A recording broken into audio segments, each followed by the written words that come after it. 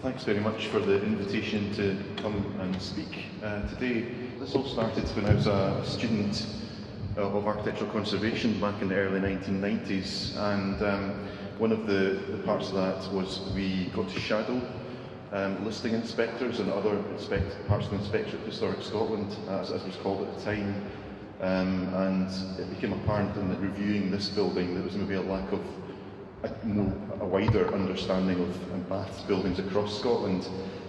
So I thought, I need a subject for a thesis. That sounds like a good one to me, and might even be a niche which I can slot into nicely that nobody else has covered yet. So that's what I did. I've called the presentation Zeitgeist at the Baths, and I think everybody's aware of the importance of baths, but Ralph Glasser in his book Growing Up in the Gorbals maybe encapsulates that quite well. Gorbals not too far from here, obviously. In the post-war period he was writing about his life, and it's worth a look. There's a couple of pages in the chapter entitled Zeitgeist at the Baths, but my personal zeitgeist was the writing of the thesis and finding out about these buildings. And of course, there's very good records still existing in Scotland of baths buildings, including Govanhill. But I thought what I tried to do today is to try and put Govanhill Baths in context. When I was looking at my thesis, I hummed and hawed about Govanhill because it was actually the building drawings are 1913 or 14. So does it come in within my period or not? And I decided I should leave it out because it wasn't actually constructed till a little bit later. But in many respects it's very typical of the buildings which I was looking at across Scotland. And of course the history of bathing and swimming goes back a long way, probably the earliest recorded examples in the 6th century BC, Confucius, but through the Roman period, and then obviously there's a big Turkish influence as well, which came right the way through into the UK. In terms of the actual buildings themselves, what are the influencing factors? I would suggest that there's two main influencing factors. There's urbanisation and public health, which we've heard quite a bit about this morning already, and then there's the leisure and recreation side. And I'm going to kind of very quickly run over those areas just to give a bit of perspective on my understanding of the issues, and apologies to those who are more knowledgeable if I'm simplifying things somewhat when I do that. But looking at the urbanisation of public health, first of all, obviously there had been various types of outbreaks during the 19th century which affected large parts of the UK in industrial built-up areas. The cholera outbreak is the one that's always referred to in records as being very significant in relation to the thinking and development of baths buildings. And those cholera outbreaks led to some work which led to a Poor Law Act, but very much the attitude at the time was that poverty and the accompanying conditions in the cities was a consequence of ignorance, idleness and intemperance, which I think is rather harsh, and that kind of view was discredited by subsequent reports and bits of study that were carried out in the 19th century, which were based more on statistical evidence rather than so much on subjective opinion. As early as 1843, the Lord Provost of Edinburgh agreed to further the opening of suitable baths for the working classes. So quite an early reference, the promotion of cleanly habits among the trades and working class being essential for the removal of disease and the general improvement of that large and important class of people. But little progress was made in Edinburgh initially. And of course, as we go through the 19th century, there are improvements being made to drainage and water supplies. So some legislation came in specifically related to public baths and washhouses, which was instrumental in moving the issue on in Scotland as well. But really in a Scottish context, there were some other pieces of legislation which were quite key, and these were the police acts, various police acts, the Public Health Scotland Act in 1867 and the Local Government Act in 1894. Local authorities were rightly criticised because they were in a state of disarray really in the 19th century and really hadn't got their act together. But one of the issues that they had was that they didn't have borrowing powers. And the Borough Police Acts allowed that to local authorities to borrow money and to give them the powers to actually set up bathing establishments. in Scotland. So what you find in Scotland is it's only on the back of these pieces of legislation you start to have buildings being constructed. So in the case of Glasgow, there's references to William Harley providing private baths in Bath Street, West Nile Street Junction. The council, it was only until the council resolved in 1869 to establish public baths and washhouses that things started to move on the ground.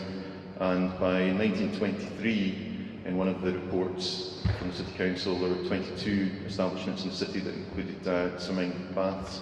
Clothes washing places, there was 1,187 places, private hot bathrooms 550, and there were Turkish and Russian baths at some of the establishments as well. So the 22 establishments, total including the steamies, but 20 swimming ponds distributed over 11 of the establishments. For local authorities which did not have their own individual police acts, it was the 1892 Borough Police Scotland Act that gave them powers, and then the rural areas were covered by the Local Government of Scotland Act in 1894.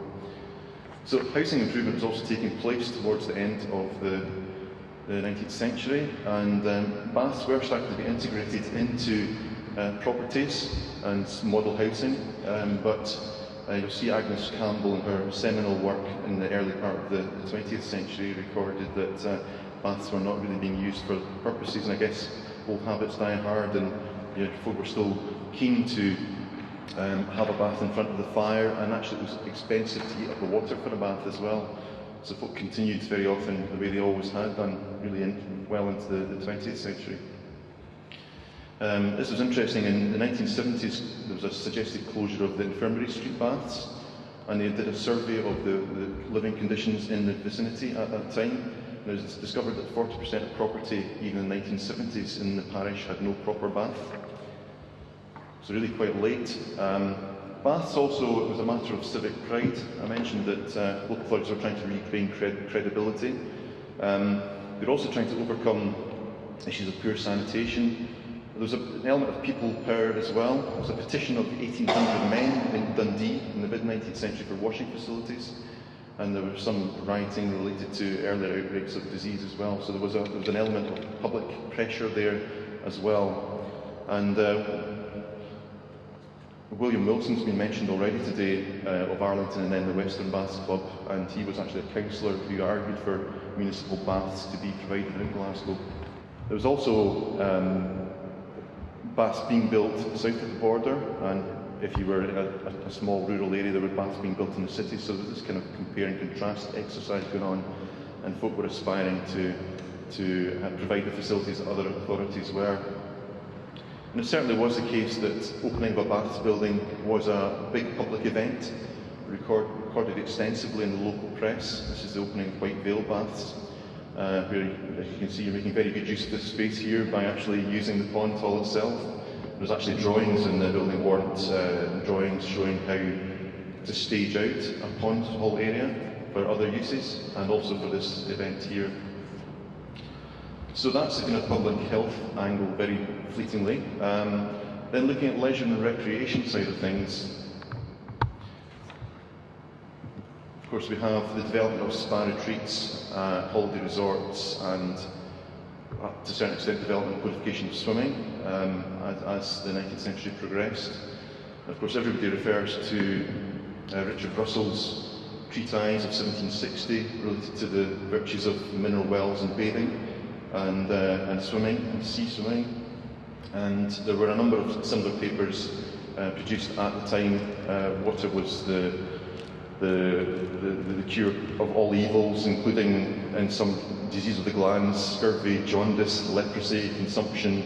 Anything you want could be cured by water in some fashion, whether it was applied externally, swimming, or however you wanted to look at it. And certainly it was fashionable to retreat to watering holes for quite a long period from the late medieval period, and those were quite exclusive establishments, but certainly the development of Weymouth, Brighton, other coast resorts, and with the visits of George III, that really gave some credibility to that form of taking the waters going to the seaside. So in a Scottish perspective, this is an image of Peterhead, which was an important centre for taking the waters in Scotland. What you find is that almost everybody's trying to almost invent a mineral spa near them at certain stages so that you could actually use it as a means for folk to visit their town. But Peterhead had six wells, and the so-called wine well was discovered in 1592, and Peterhead developed on the back of this. Unfortunately, the development itself actually caused groundwater conditions to change, which led to the drying up of quite a lot of the wells, so they kind of shot themselves in the foot somewhat. But equally so, in the early 19th century, Ardrossan becomes a centre, and you have the Untitled Baths being developed down there in 1807. In Peterhead, it's quite interesting because there's a nice, neat link between that the retreat and the spa wells, and swimming. You'll see in the middle of the image there that there's a reference to baths, and actually as early as 1815, the local druggist, John Arbuthnot, hewed out a 90-foot by 30-foot swimming pool out of the rocks on the foreshore. And whereas many of the baths that are in an earlier period are quite small, it's difficult to envisage folk actually swimming in them in Scotland. This is a decent sized pool, so you'd imagine that folk would actually be considering swimming. So visitors in the mid to late 19th century increased to a lot of these areas due to the arrival of the railways. And a seaside retreat and the seaside resort was a big thing. And as funds became available to the labouring aristocracy in the middle of the 19th century, holidays via railway to fashionable retreats became a thing to do. It was an accepted thing to do, an easy thing to do. But there was, of course, still a need for Victorian decorum, which led to the development of bathing machines, and those actually were used for quite a long period into the 20th century. Here's an example from the beach in Aberdeen with the sea bathing station, internal bath, the inside baths behind the beachfront there, and then folk making the best that they can out of the sunshine that occasionally shines in Aberdeen. The silver city by the golden sands, and everybody wearing overcoats. Swimming in itself is quite interesting. On the beach in Aberdeen, the Royal Humane Society had rescues appointed to look after folk that were swimming in the sea. And we do have this tradition of sea and river swimming as well going on at the same time. Swimming clubs, quite early on, some swimming clubs were established, the fourth in 1850. Concords 362 and so on and so forth there. And there was a couple of iterations, but eventually the Scottish Amateur Swimming Association came into being in 1888. That was quite an important development. A lot of the baths in Scotland are actually constructed about that time or after that time, and you do sense that there was some kind of sense that the baths should have a standardised format. Typically, when the clubs were racing against each other outdoors, they'd race over a quarter of a mile, but there was very distinct home advantage. Whereas in the context of the buildings were being built with cement ponds in them, there was an opportunity to try and regularise that a little bit. So it suggests those are probably the main influencing factors. And I just wanted to now have a look at what was actually built in the period that I looked at. So it was very much a snapshot exercise, and it's actually written into the thesis that it's an incomplete piece of work. I know for a fact I missed one off at White Inches, but otherwise I think it's fairly accurate. I did have I didn't have the benefit of the internet, so I was actually travelling and visiting and doing local research in each of these places to try and find sources of information about the baths. And folk were surprisingly helpful. I think it was quite an unusual subject to be researching at the time. So, about 41 properties containing swimming ponds, 15 in Glasgow, 7 in Edinburgh, and a distribution around the rest of the country. And what did those baths, what form did those baths take? Well, from very simple structures like the Brock Memorial Baths in Dumbarton, where you've really just got a pond hall, some ancillary facilities, and then almost like a basilica frontage, all this, like a Thermae Roman style window on the front elevation of it. So very simple for small settlements. And here's an example from Perth. It's a kind of similar idea that you've almost got a basilica type frontage and then the pond halls sit behind, in this case in a linear fashion. Forfar, Carnegie Baths there. Again, that kind of basilica format with ancillary accommodation hiding the pond hall itself. Warrender in Edinburgh, which is where it all started. And these baths are quite important. I mean, David Wilkie was from the club that swam here, the 1970s Olympian. So there's connections into the local community and related to all these buildings, which can be very strong. And then more complex forms where there's a substantial amount of accommodation with the pond halls tucked to the back of that accommodation. And these are the two sets of Carnegie Baths that were constructed in Dunfermline. Townhead Baths in Glasgow, very imposing structure, very self-important almost, but a very fine building from the front, concealing all the workings in behind. And the Gorbals Baths here, taken sadly as part of the Royal Commission's survey prior to removal of the buildings. In this case, you had retail at the ground floor, and then you actually went through the opening into the baths at the rear. And in Edinburgh, Drumshoek Baths, making use of the topography, and stylistically it's slightly different. Again, that's the interest in things oriental, maybe inspired the design of this building a little bit. But we come back to Govanhill, because I think Govanhill kind of sits in some of these more complex baths, complexes that were designed, and I think that's expressed quite clearly in the sections of the building which show the level of complexity in the building. So very large, complex, similar in scale to Whitevale, and probably really the zenith of the type of building that was being designed for this kind of purpose at this time.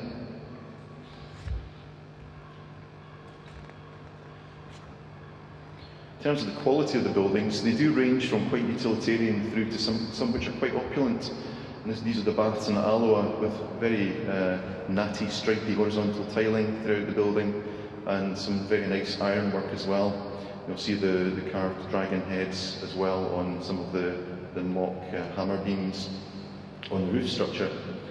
Obviously there's terrazzo used, there's leaded etched glass, a range of quite rich materials in some buildings, and in other buildings were very simply appointed, just depending on the budget presumably of the authority that was constructing them.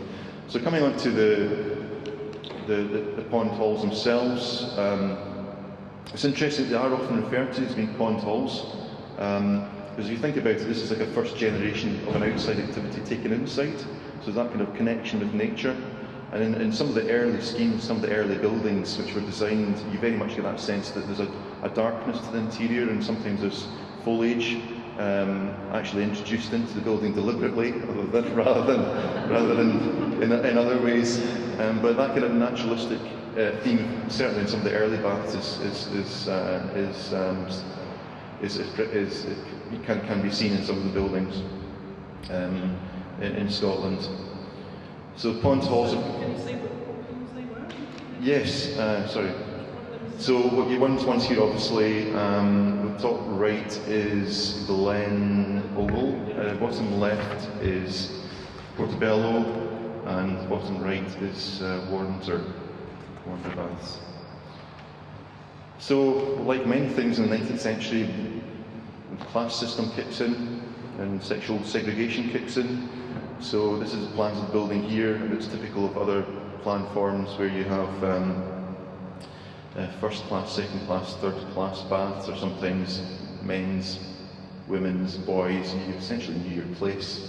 And if there was a requirement that a certain amount of facility was provided for the lower classes in legislation, so that was accounting for that. But also the segregation between male and female was something you see in a number of the more complex buildings, where you have separate entrances, and the routes from the entrance are very much segregated apart, so there's no contact between the sexes.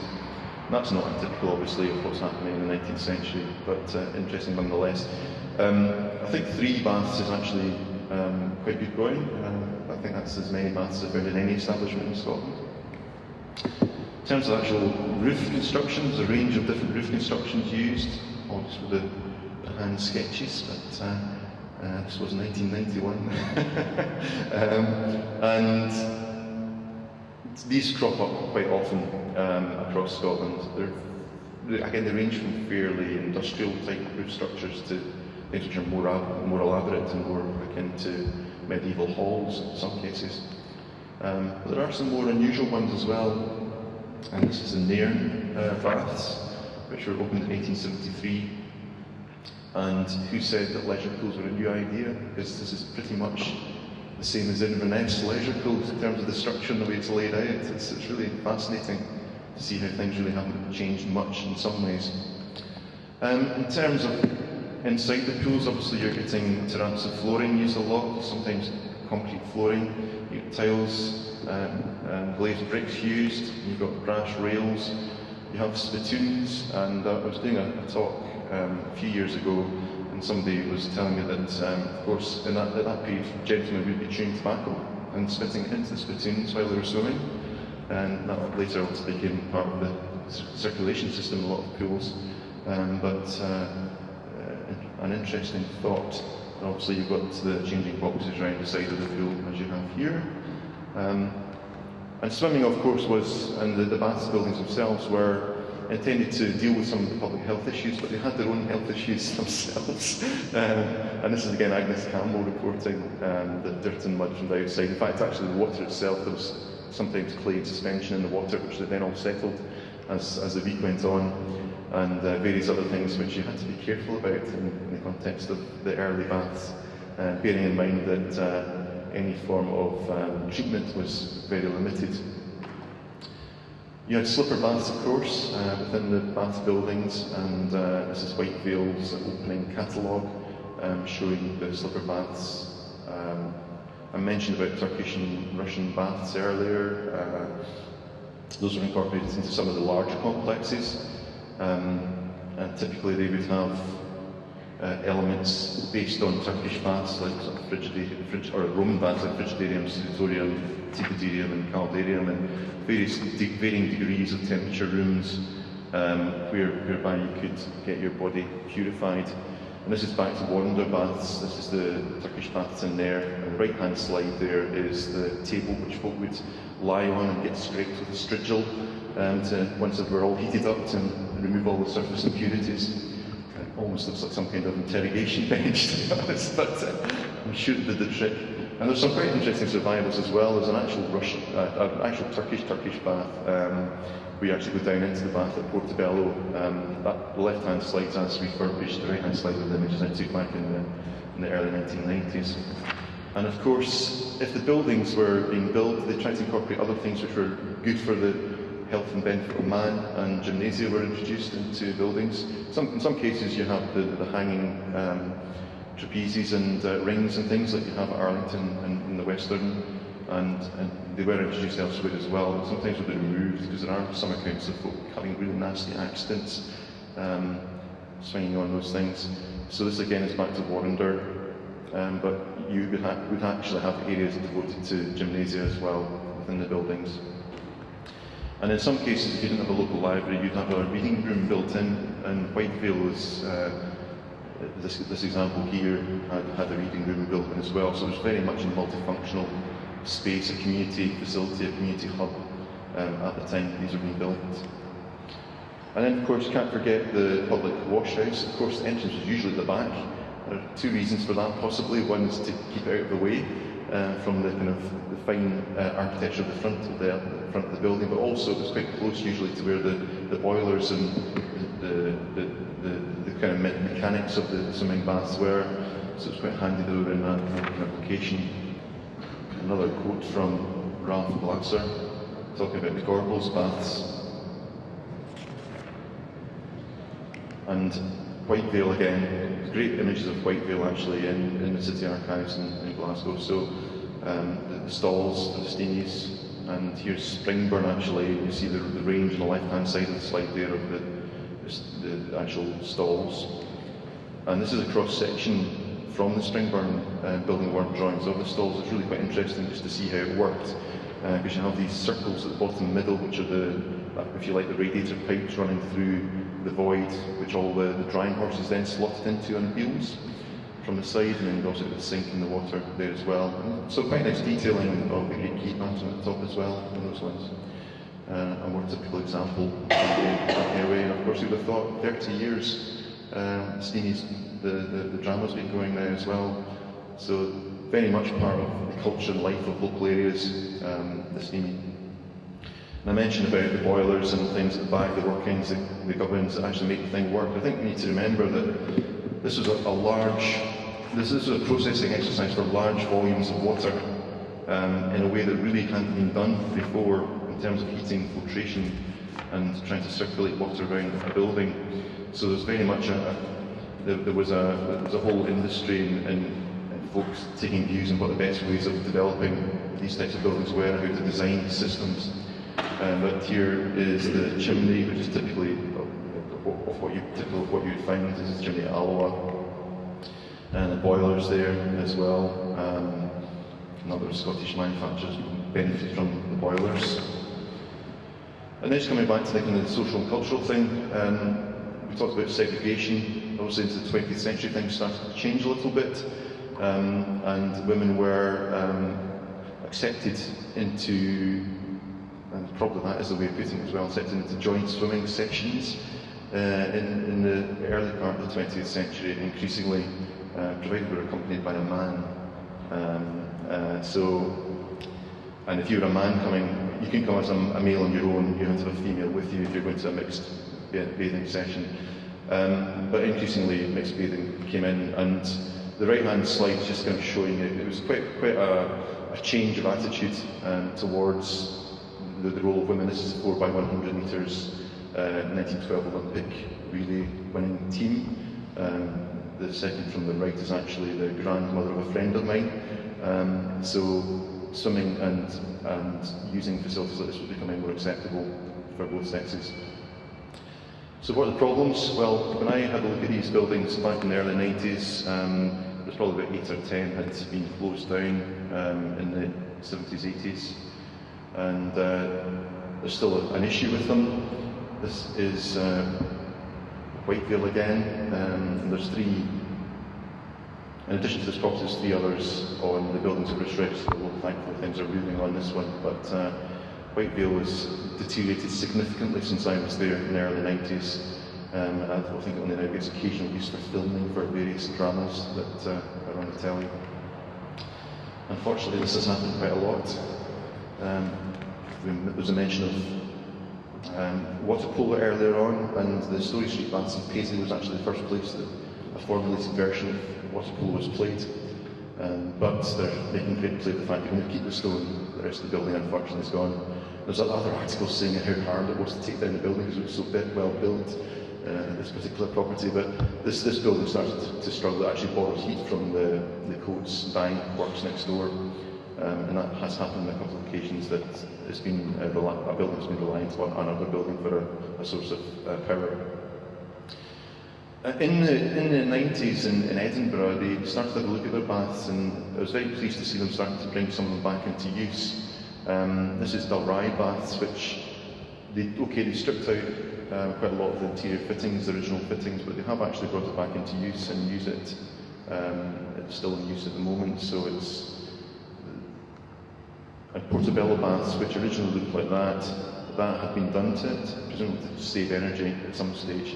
Again, City Council in Edinburgh changed it back to that, so I think things were going in the right direction again in the 1990s, early 2000s. So really pleased to see that kind of thing happening, but there still remains this issue that I think the buildings are underappreciated. We have to try and find new uses for them. This is the Alloa Baths, where they actually turned the whole pond hall into a foam bed for gymnastic training, which I thought was quite an interesting use of the space.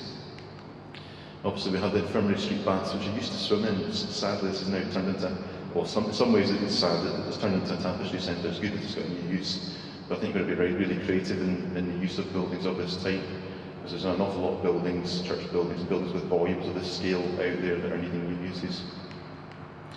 Of course, in Aberdeen, The issue continues with the Bonnecourt Baths having been closed by the City Council a number of years ago now, and a group there trying to, through community asset transfer, bring the building back into use. A very fine Art Deco building in a kind of subdued Aberdonian way. You'd expect anywhere else that would have been creamed into it, but in Aberdeen it's granite. So we have buildings like this which continue to be a problem, and it's great that there are groups who are around and willing to take the challenge on with these buildings. In terms of the actual arrangement of a building like that, it's actually very similar to the old baths. All that's happened is, in a sense, you've got accommodation block at the front, to the left-hand side of the slide there. You've got the pond hall in the middle, and all that's effectively happened is that the changing facilities have been moved behind the balcony, away from the pond hall to separate it out and allow the installation of footbaths and things that became increasingly advocated as the 20th century progressed. And that's the interior, which a shot I took probably about 5-6 years ago. It unfortunately doesn't look like that now, but they're making progress, slow progress, but hopefully they will be able to pull something together and get that building back into use as a swimming facility. And that's me. So I hope that gives you some kind of perspective on where the baths here sit in the context of what I looked at in Scotland in the early 1990s.